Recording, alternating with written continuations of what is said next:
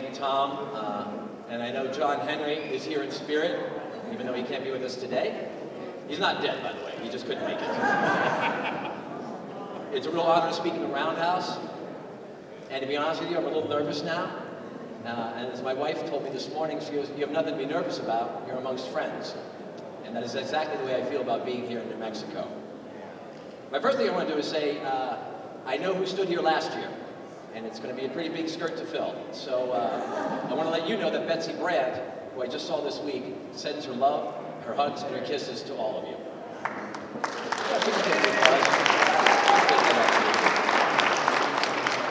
And as Tom mentioned, I am Howard Hamlin. I'm Better Call Saul. We just wrapped season 2, and season 2 will be premiering a week from today. Yeah. So even if you're going to watch the Grammys, make sure you DVR Better Call Saul. And I love shooting here in New Mexico, but I'll be honest, I have a confession to make. I'm a Pennsylvania boy. I fell in love with the sand and the surf of Southern California. And when I was told that I got the job on Better Call Saul, my first reaction was, yay! And then it was, Albuquerque? For 6 months? Because I didn't know. I had been to Albuquerque briefly before. I'd worked on Crash, as Tom had mentioned. And I was only here for like a day or two, so I was sort of in and out. And then I had the benefit of working on Longmire in season 1. In fact, one of my co-stars in Longmire is here. Is he sitting in the audience? There he is. You might recognize him. He was my lover on Longmire. A family. It was a very family show at the time. Your kids are here, aren't they? I told you, nothing went on. It's totally okay. But I worked on Longmire right here in Santa Fe, and I got to stay at the Hotel Santa Fe and started to get a little more knowledge. But still, it was only about 3 or 4 days I was in and out. So consequently, even though I got this great job, I was a little reluctant, so I was coming to Albuquerque. But in the last 2 years, you know, as anybody who lives here can tell you, and in case you haven't gone out recently, because that happens when you live in a great, great place. You've got Petroglyph to go hike, you have Sandia to go hike, you have Tent Rocks. My wife and I just hiked Tent Rocks yesterday morning. There was like 3 other people there. It was stunning, as it always is when I go. My first hike up the La Luz Trail in Sandia, I went because a waitress said, "Oh yeah, we did that when we were in like 8th grade." So I thought, oh, well, an 8th grade girl can go up the La Luz Trail. How hard could it be? In case you're going to hike La Luz, I highly recommend taking extra water. I highly recommend taking power bars, because this old man found himself about 6 miles up going, "Holy Christ, this is a big hill." Now I made it to the top, and my reward was my first sunset from the top there. And it sold me, it hooked me. I was in. I've been to Jemez, the springs, past Battleship Rock hiking, dipping my toes in the hot springs up there. Bandelier is amazing. I've been to the Opera here in Santa Fe, and up past High Memorial Park, past 10,000 Waves. Yes, I've been there. Coming around the bend that first time and seeing the aspens yellow, seeing that swash of color on the mountains is breathtaking, and a picture can't begin to go ahead and capture what it makes you feel inside. And I think that's why people film here in New Mexico. Because they capture moments like that. They take the breath away. They make them go. Now, it sounds like I actually don't work here. It sounds like I'm a tourist. I get that. Is Ursula in the house by any chance? She's a wonderful photographer, does our on-set photography. She's here. Where is she? Raise your hand. That's all right. You know, she's a fantastic photographer. She's a set photographer for Better Call Saul. If you're in Albuquerque recently, she had a show in the Albuquerque Museum. Yes, we go. Ursula's right there. Thank you, man. Yeah. Fantastic photographer, you know, and she can attest to the fact that I have the sweetest spot on the call sheet, right, Ursula? Number 5 is a pretty sweet sheet. Because I'll come in and she'll say, "Hey, Malibu Ken, did you decide to show up for work today?" Because I got a lot of time off, and so I got to go ahead and see a lot of New Mexico and its beauty. And to be honest with you, I was one of those guys who never saw Breaking Bad. I know. And the reason is, I'll do what any good husband will do. I'm going to blame my wife. The reason is, my wife was pregnant with our first child, about 8 months. And we sit down to watch the pilot Breaking Bad, and we finish watching the pilot, and my wife turns to me and she goes, "Yeah, I'm not on board with this right now." I understood. Miracle of life inside of her, not exactly the thing. So we missed the first season or 2. Then we have a second kid. We missed the 3rd, 4th, and 5th season. We got really good at Clifford the Big Red Dog. We can tell you anything about that. But then I get the job, so I immediately binge watch Breaking Bad. So I come into it late, like a lot of people have, because of binging. and I am blown away. I eat it in about a weekend, and then I come to Albuquerque and I meet Jonathan Banks for the first time. I'm in Q Studios. We're there for the pilot of Better Call Saul, and I just watched the show, and I hope I'm not doing any spoilers here, but I walk up to Jonathan and I go, "Jonathan, they shot Mike." And he turns to me and he goes, "I know. Worst day of my life." And in that moment, a friendship was formed. In that moment, family is happening. Because on set, as anybody can tell you, anybody who works on front or behind the camera, it is a family. This is a family that knows that Friday night is actually Saturday morning, that knows that Monday morning is actually Sunday night. They work long, hard work hours. They want safe working conditions, they want fair wages, and we become a family as we create this thing. Anybody who's worked on a set knows it's trying to catch mercury. You're getting all these things going. All the departments are trying to get things together, and then all of a sudden you see the magic at the end. You see it built and constructed. And it doesn't work unless everybody is there to do their job. If every union job is not there being filled and being fulfilled, it breaks down. So when it happens, and you get magically Breaking Bad, that's because of a unionized workforce. When it continues, and you get it on Better Call Saul, that's because of a unionized workforce. Now, it's a family when you work together. You know, when I was on set, I mentioned green chili chicken. The next day, somebody brought me a recipe. The day after that, somebody actually brought me some green chili chicken stew from their mother. That's how the ties run deep. And then also locally, the businesses in New Mexico that have embraced production and embraced me personally. Is Pia Hosing here? There she is. She runs Hertz down in Albuquerque. She makes sure I have a car every time I come. And I call sometimes the day before. And then I leave before I say I was gonna. And she never, ever does anything but say, "How can I help you?" She was the first smile I saw in New Mexico, and she set the bar really high. I stayed at the Hilton in Albuquerque and Uptown. And Julie Taylor, who's not here because she's working hard today as well, she takes care of me in my ever-changing schedule. Because the town of Albuquerque, the town of Santa Fe, the state of New Mexico is very accommodating to the ever-changing schedules that production provides. I met the mayor from Albuquerque, R.J. Berry. He came to visit set. And then he took me aside later on and we had a discussion about how we can help arts and architecture for outreach in the community, because he cares, and he wants to keep the arts busy here. He wants to keep New Mexico shooting, which is a great thing. He wants to keep the work here, and he wants to keep it growing.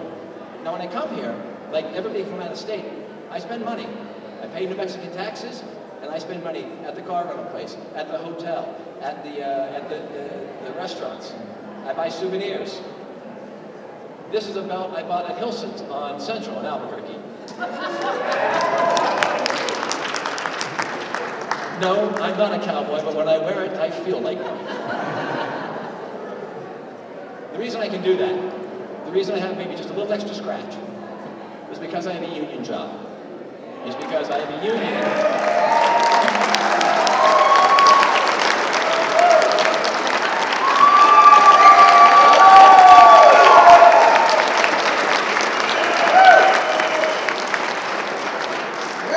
Everything in my life can be stamped union. It is not a Hallmark card cliche. It is the truth. It is the car that I drive. It is the roof over my head. It is the clothes literally on my back, and it is the food that goes into my 2 children's mouths. I would not have a career. I would not have a life. I would not be standing here if it wasn't for a union that negotiated fair wages and safe working conditions for me. Not king's wages, fair wages for hard, long hours. And that kind of money helps build a middle class. That kind of money helps become the backbone of a vibrant economic system. Right here in New Mexico, that kind of extra money doesn't just pay for the people in their immediate families, it spills over. It spills over into Hertz. It spills over into the Hilton. It spills over into the dry cleaning. It spills over into the coffee shop that just started up from your friend who went to U of M, right? So it's disheartening to hear that there's a possibility of right to work for less legislation being considered this time in the session. Because for me, personally, I think that right to work for less legislation is nothing more than a poison pill designed to degrade and infect and ultimately bust unions.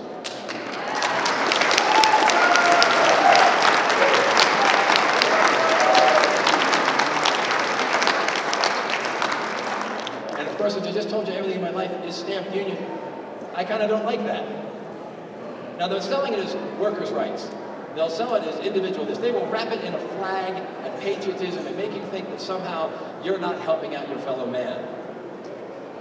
But I think like anything, and I'm not talking, I mean, I don't have to have a political science degree, follow the money where this all comes from. Follow the initiative. I would be very surprised if it really was a bunch of disgruntled individuals who got together and decided to bring this. I would not be surprised if it found corporate pockets at its inception. I would not be surprised if the legislation itself is somewhat written by ALEC, ALEC, which is a right-wing think tank that stamps out legislation for houses across the nation that is not union-friendly. Right to work for less legislation benefits the few and not the many. All you have to do is check out some other ones. Just, go on Google, read the newspaper. Right to work for less Mississippi, highest unemployment in the United States of America. Oklahoma's had it since 2001. They've had about 15 years on the books. You can watch the graphs as they go up and down. The promises that were made in the beginning have not been kept. The most recent example, Governor Scott Walker, failed presidential candidate in Wisconsin. First he busted the public unions and he writes right to work for less into the law. His promise was 4 years, he's going to make 250,000 jobs. Well, after 4 years, turns out he's about 160,000 less than he promised. Meanwhile, his neighboring state, Minnesota, which is a unionized state, is outstripping Wisconsin 2-1 in attracting new business, has a higher standard of living, and has better wages. Next door, Arizona. I can't speak for it, but I know I haven't auditioned for anything that shoots there. The good news is that right here in New Mexico, you have vibrant production. Right here in New Mexico, you have tax incentives that have already attracted world-class entertainment to come here and fill the ranks and fill the cities with dollars. I love working here. I love working here because it's a skilled, unionized state. Right now, this is just off the top of my head from talking to people here, there's Better Call Saul. We're hopefully going to season 3, 4, 5, 6, 7, 8, 9, 10.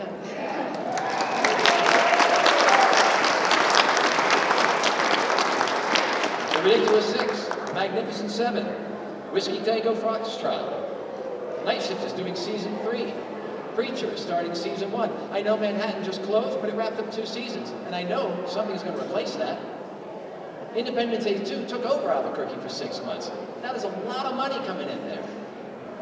And what it is doing is making New Mexico a world-class destination, a top-tier destination for entertainment. And entertainment spends money. Hard-earned dollars that come right into your pocket.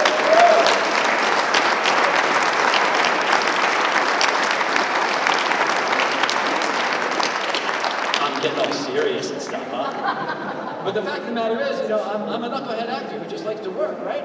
But I like to work on a union job. I don't care where the job is. I like it to be union, though. And the thing is, and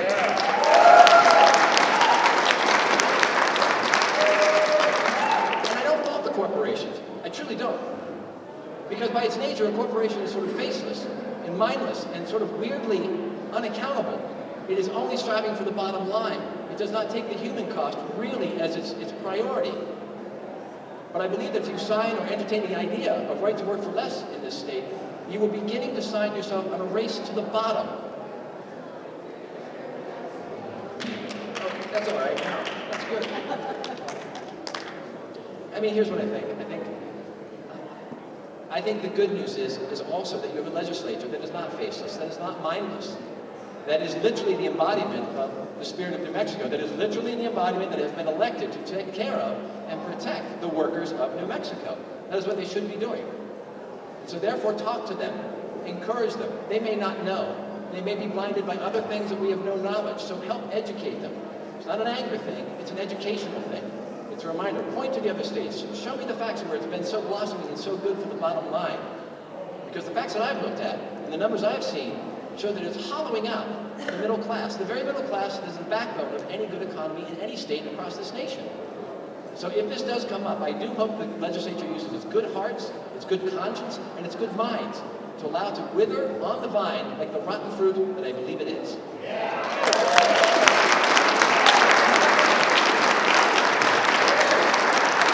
Because things are already good and they can get better. Nick, who runs the New Mexico Film Office, tells me there's more employment last year than ever before on the books. Now, why is that? I would suggest it's because there's tax incentives. I would suggest because it's business friendly to the entertainment industry. So let's keep it that way. Let's keep this a nice unionized state, a nice growing economy, because I love working here. I would love nothing more than to just go ahead and be an old man getting a guest star on whatever shooting here in about 30 years. I'd come down off my ranch, I'd work 3 days, and I'd talk to the girl in makeup and say, remember when we used to do Better Call Saul? And the young kids down the other end of the makeup trailer would be like, what's that all about? I look forward to that. I want to thank, again, Doug. I want to thank Tom.